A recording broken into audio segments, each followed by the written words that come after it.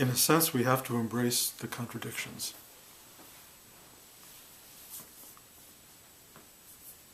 We have to arrive at a place, or you don't have to arrive at a place, where everything makes sense and nothing makes sense.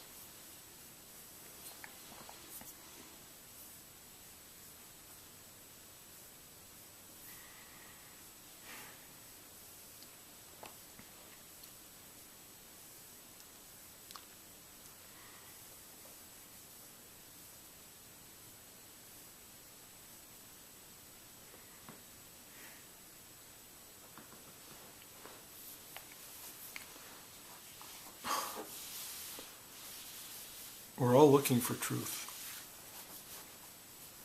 We're all looking for what is all this?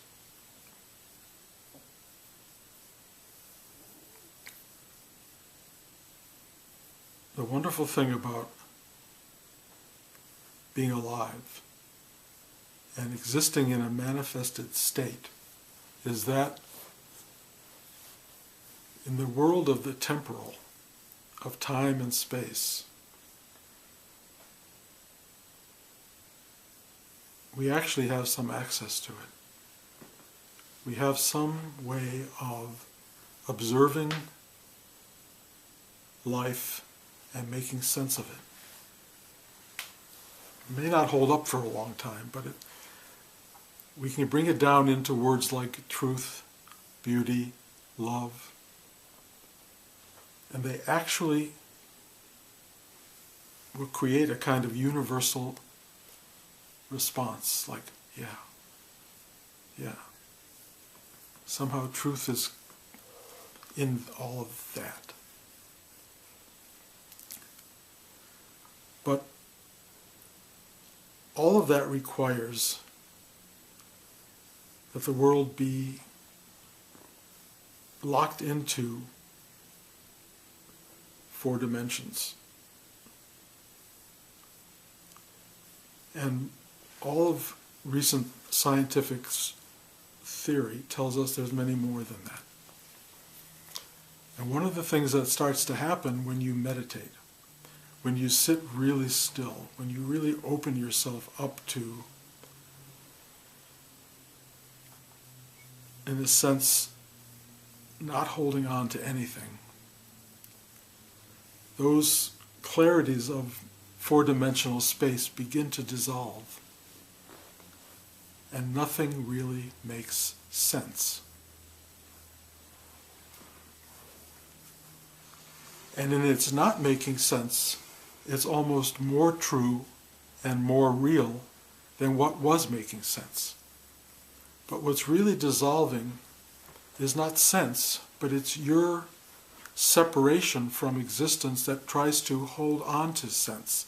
As you dissolve, there's nothing there but what is. There's nothing there to interpret what is. There is only what is.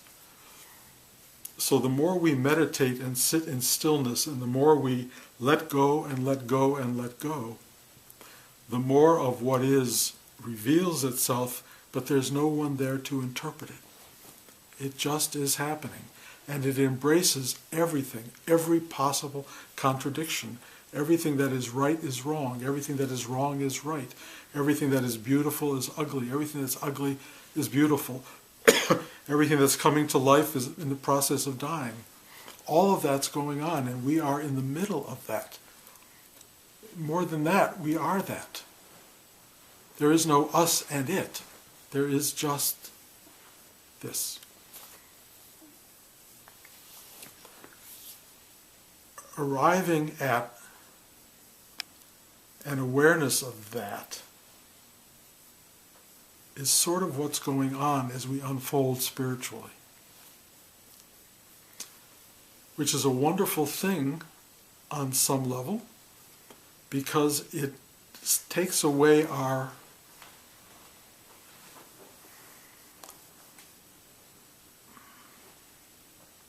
falsehoods. It keeps robbing us of the things that we believe in that are not true, that we are holding on to that don't support us. We keep being reduced into simpler and simpler and simpler awareness. That's what's happening to us. And if you have an agenda in meditating, and that agenda is to somehow become more and more and more, the funny thing is you'll only become more and more and more by becoming less and less and less. And I know that doesn't make sense on some level, but it really makes total sense to me, to this process of dissolution. The more I, Bruce, dissolves, the more that which is, or is present. And we're all on this journey. Everyone sitting in meditative practice, whether they know it or not, are trying to arrive at this profound awareness. And that awareness takes away everything that makes sense, but gives you shocking clarity.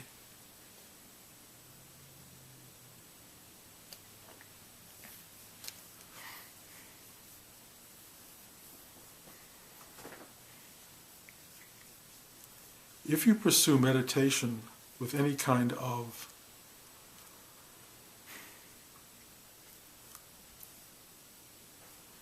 hunger for truth or what is, you're going to have to let go of everything that gets in the way of that.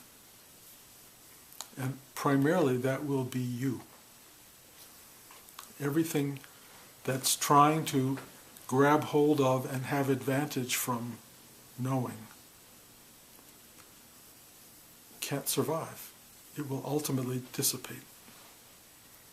So if your meditation is about some kind of self-aggrandizement, of some kind of stress release, of some kind of holding on to peace and love and truth, if it's that in the core of your being, then the core of your being is going to have to explode away. If what you want from all of this is advantage, you won't get it. But let me put it this way. Advantage will occur, but not for you. It will be there. Advantage meaning you will have a deep, abiding awareness and appreciation for all existence, not because you perceive all existence, but because you are all of existence. You are the totality, and at the same time, you are nothing. How those can occupy the same space is impossible to explain. It's not explainable. But as you start to move deeper and deeper into the depth of this process, that evolving clarity becomes greater and greater. And at the same time, that which is there to grasp it becomes smaller and smaller and smaller. So there just is this.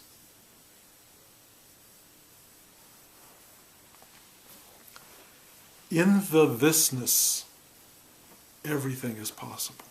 Everything. Everything exists. Everything your mind can conjure up, or let's just say imagination itself can conjure up, is all present tense. Everything exists. Everything is, and nothing is.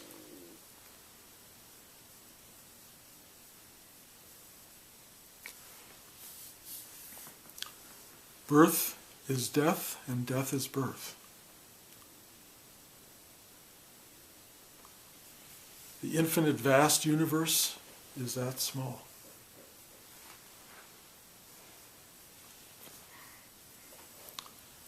When you get tired of trying to get what I'm saying, when you get tired of trying to grasp any of this, and you just go, fuck it. that's when you'll start to get it. So I know how disturbing this kind of dialogue is, and I know how so many people want, in meditation, fairly limited achievement. What most people will come to this for is some kind of ownership of conscious awareness. Some ability to go, I get it. I get it. Ah, the aha moment.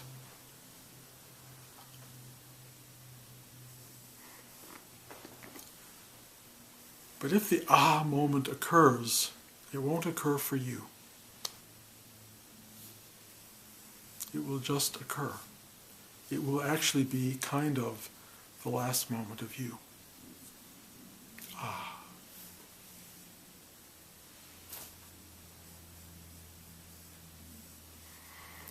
For most people, it's a deathbed moment.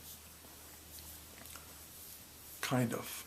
It's a deathbed moment because that's the moment where there's no choices left. There's no anything left.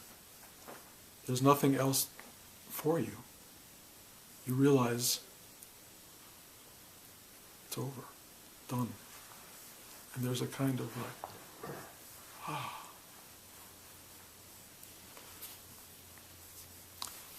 But from my awareness of things, in no way is that an end to anything.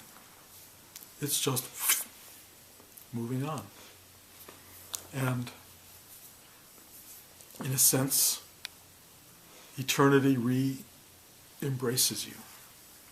You leave the world of time and space into the world of unmanifested reality. And then perhaps you stay there, perhaps you choose to reformulate and be back in time and space. The reason we come back to time and space is it's such a relief from eternity. It's such a much easier place to be. It allows you once again to witness your infinite truth.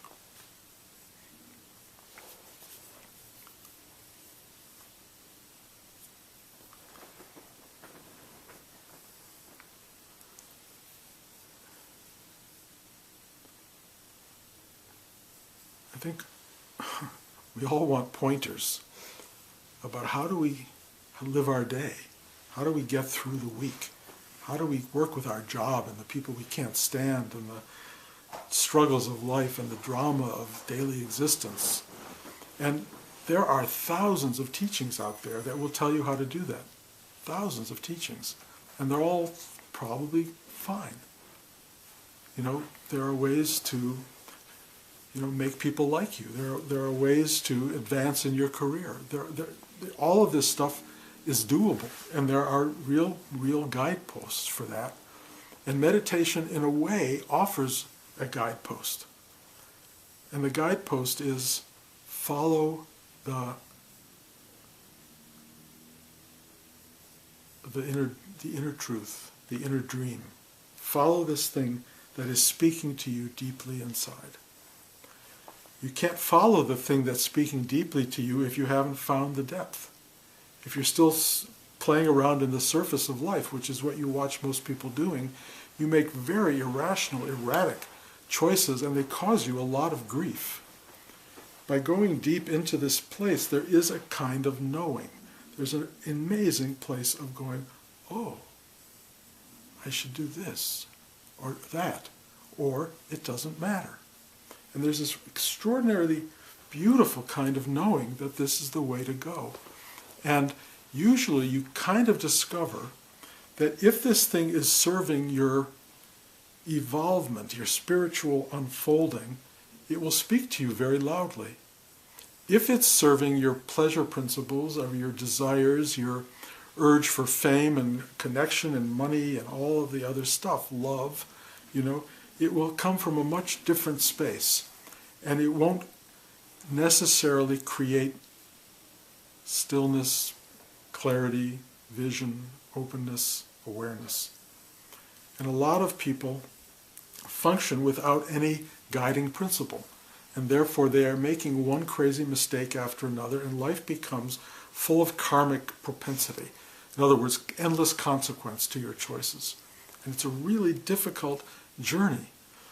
But meditation will allow you to go deeper and begin to see how to navigate the waters of your life. And that's a wonderful, positive thing. But in the depth of potential for what we are as human beings, of where we can actually evolve, it's kind of meaningless. It's okay, it's fine. Have a good life, have a nice ride. It's all fine, but it doesn't take you where you can really go in this meditation experience. The real depth of where we can go is beyond having a good job or having making lots of money or finding, happiness. It's beyond that.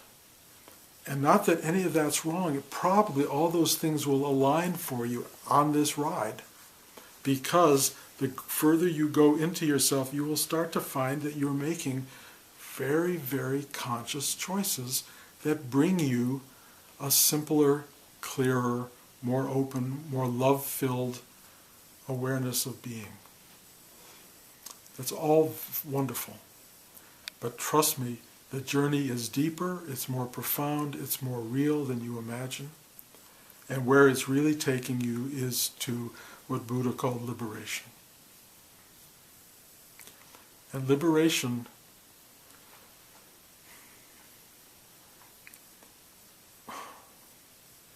will not answer any of your questions. It will transcend them, if you will.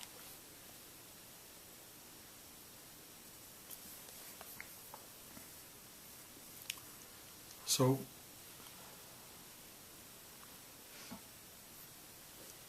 my apologies for being perhaps overly philosophical here, or making this appear to be about a mental awareness of things. So many people say to me, well, what about, how do I get along with people at work? They want rather simple answers to things. I think this is the only answer I can give. The only answer I can give. Find the thing inside you that guides you. And it's deep down, it's simple. You have to let go of your ego-minded striving and just find this spacious, simple truth. And it's right there. It's just right there. If you do that, you have a great life, and then you begin to move beyond life as you know it. And you start to see that life is it's a very temporal truth. And there's so much more.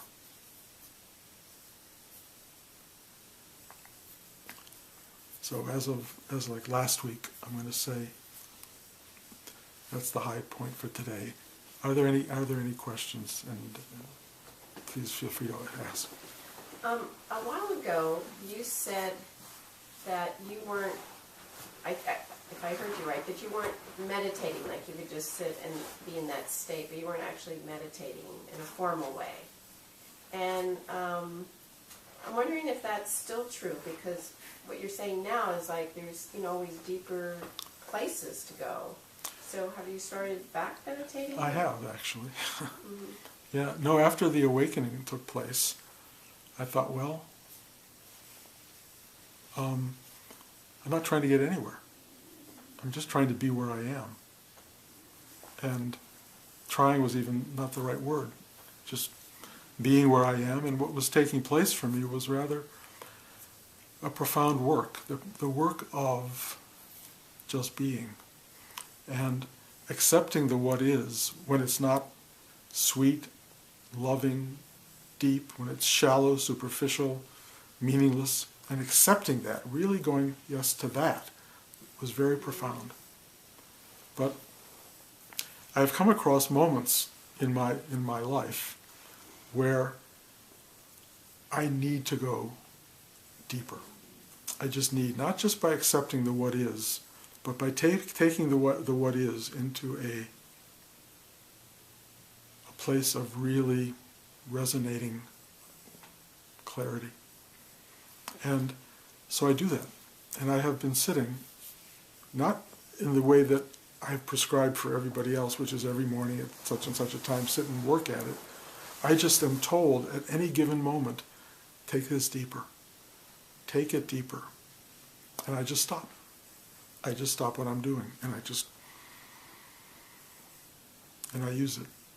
And I use it with great gratitude, because it's a practice I was given by Rudy, and it's a practice that really does affect the ability to be in the moment much more effectively and profoundly than just accepting the madness of the surface energy. But I'm telling you, both are important, and knowing when to do one or the other is important.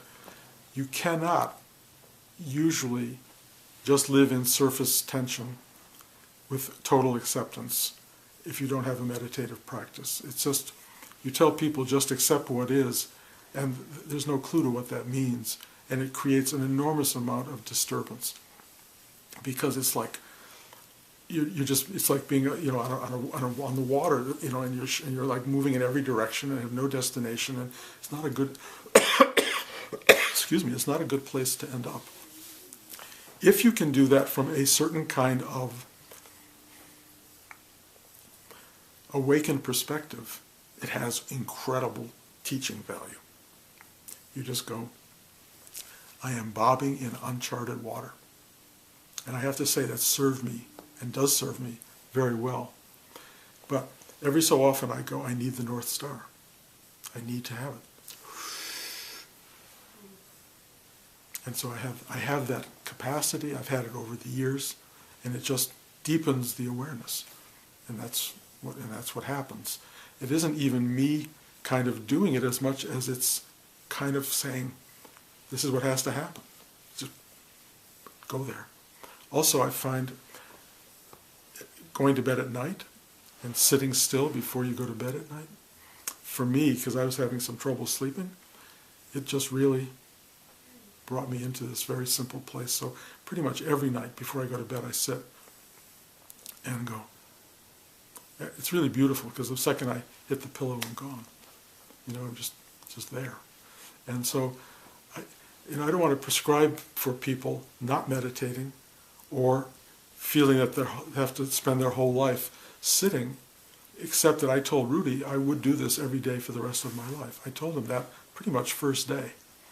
And so, even though I haven't formally been sitting since the awakening, I have never informally stopped the practice. It goes on for me pretty much all day long. It's very hard to explain, because it's not an exercise to get anywhere. It's a way to be there. Just to be like, oh, here I am. Awareness, conscious, presence. It's a very extraordinary way to live. And what's happening for me now is what I just call, I guess, unfolding. More and more, deeper and deeper, and I'm always shocked by how deep it keeps going. And it doesn't seem to have any end. It just goes on and on and on, and every life event informs it. Everything seems to purposefully be aligned with my learning.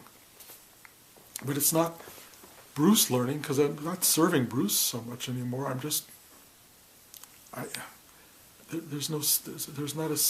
not one thing anymore. None of us are really. We see through this pair of eyes, but we're actually seeing through all the pairs of eyes. We're one thing. We're one thing. And it's really kind of fascinating. And also, the idea of being one thing is not true, because we're no thing. And that becomes very real. We're no thing. They're nothing. And yet that nothing has eyes.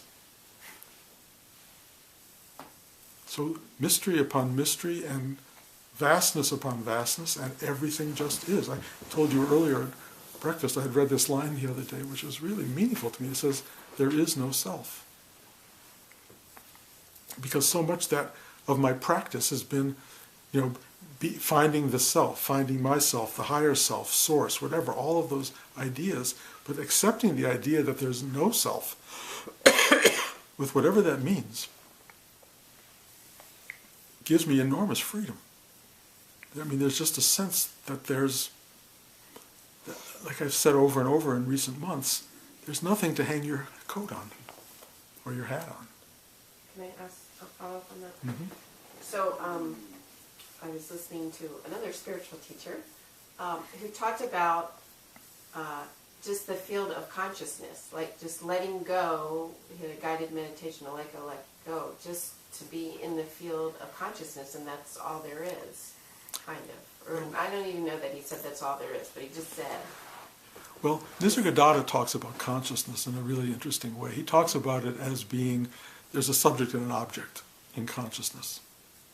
Because there's you aware of something, being conscious of something. And that duality is still not part of what is. I mean, it's part of what is, but it's not. What he describes underlying consciousness is awareness. He says consciousness disappears at the end of the body. The body goes away and there's just awareness, whatever you want to call awareness. But he would call it something other than conscious because it's not you and an it. There's just whatever this is. Again, these are all terms, and all these terms are not going to touch the truth because they're still about some kind of existence of something. And there is, and there isn't. So the processing this for the mind doesn't take us very far, except it helps a little bit to understand that as long as you are conscious, you are separate from. You're still separate from what is. You're still measuring what is, judging, defining in some way, being aware of what is. And at some point, there's no one there to be that. And so you just go. It appears to be about depth, about going deeper and deeper. It also appears to be about lighter and lighter, or freer and freer. And so it just keeps happening. It just, if this thing is going on, and it's almost like it's directional. At some point, it's also not directional. It's like it's not aiming at anything. It's just being. So trying to talk about it. I mean, I guess this is really frustrating for a lot of people who are still looking for, what does it mean? But like I said, it's both and neither or either but or, all of the above and none of the above. That's really kind of the answer.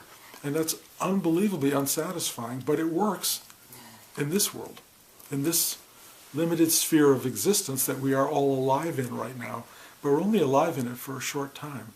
And then we're back into the other. And the moment you leave this world and the other starts to reabsorb you in a way, consciously, I believe, you start to get, you're back on a journey that, as I think I've said a number of times before, when it first arrives, you go, oh, this again.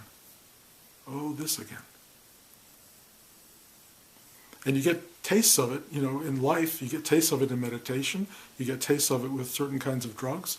You get, oh yeah. The return to the infinite, the return to the eternal, is a very real experiential thing. But everything I say about it is under temporal constraints. It's a way of looking at it, but it's not the thing itself. And until the thing itself occurs, it's just words. And when it does occur, there will come a moment for you when you start to face it and go, oh yeah, where you either go kind of yes or no. Go, take me, or no, I'm not ready. Those are the kinds of things that people do. Yes, it's got to be, you got to throw the switch very quickly. Yes. Or you go like that. And the entire ride that follows that is based on how you respond. And so learning to be able to say yes to the clear light of reality, which the Tibetans say for most people lasts that long, is a real technique in a way. But it's also how did you live your life? Are you in embrace of that? So when it comes, it's not like a total shock to the system. But I think for most people, it's like, well, like, oh, this again, and then sudden realization of how unprepared you are for this again. I used to describe it like telling you, here's your ticket to Outer Mongolia, you're leaving in 2 minutes, or in 1 minute. And you go, but I have to get my bags. I got to tell people I'm leaving. I got to, hold the mail. Like, nope, you're going. So, one should take care of business. One should take care of everything in one's life. Simple things, tell everybody you love that you love them.